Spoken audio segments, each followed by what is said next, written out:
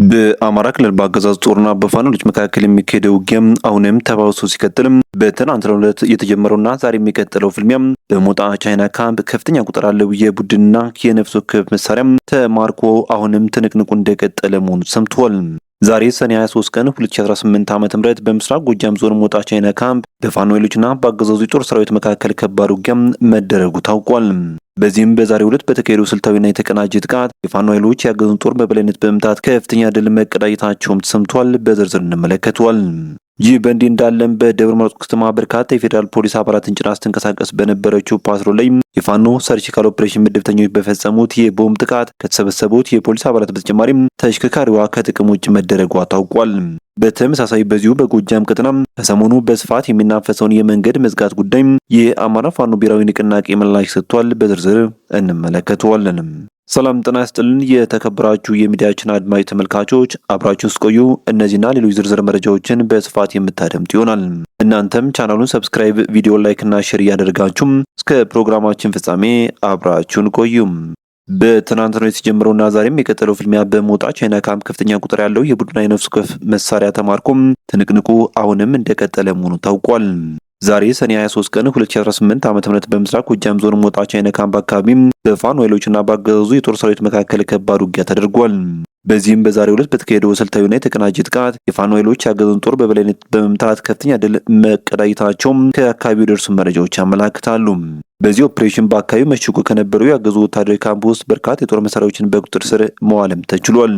እስካሁን በደረሰን ይፋዊ መረጃ መሰረት ከካምፑ የተማረኩትና ወደ ፋኖ የትጥቅ ግምጃ ቤት የገቡት መሳሪያዎች መካከልም ዲሽቃ፣ ብሬን እንዲሁም ለሩቅ ርቀት ኢላማ የሚያገለግሉም የስናይፐር ጠመንጃዎችና በርካታ ቁጥር ያላቸው ክላሽንኮቭ AK-47 ጠመንጃዎች ገቢ መሆናቸው ታውቋል። ይህ የዛሬው የሞጣ ቻይና ካምፕ ድል በአካባቢው ባለው ወታደራዊ ሚዛን ላይ ከፍተኛ ለውጥ እንዳመጣ እየተነገረም ይገኛል። የፋኖ ኃይሎች አካባቢውን ይበልጥ እያረጋጉና ቁጥጥራቸውን እያጠናከሩ መሆናቸውንም ከመረጃ ምንጮቹ ለመረዳት ተችሏል። በሌላ በኩል የቴዎድሮስ እዝ አርበኞች በደብረ ማርቆስ ከተማ በፈጸሙት የሰርጂካል ኦፕሬሽን የፌዴራል ፖሊስ አባላትን ጭና ስትንቀሳቀስ በነበረች ወታደራዊ ፓትሮል ላይ ታርጌት በማድረግ የተሳካ ጥቃት ፈጽመው ድል ተቀዳጅቷል።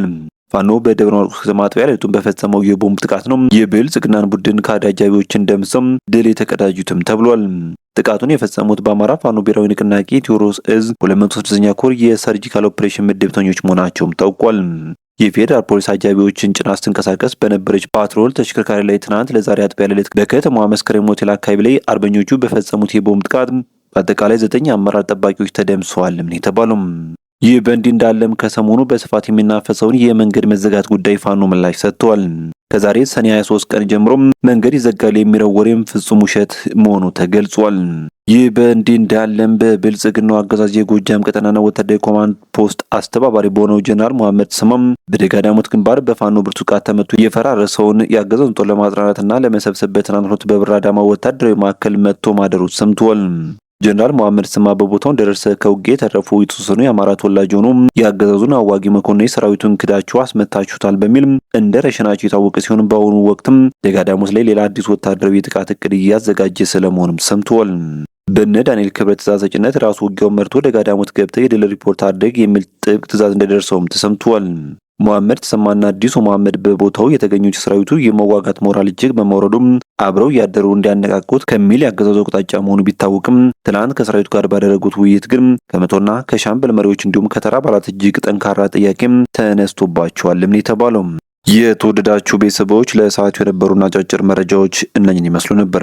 በቀጣይ በሌሎች ዜናዎች እንዲሁም ጥቆማዎች እስከምንገናኝ በያላችሁበት በሰላም ቆዩኝ።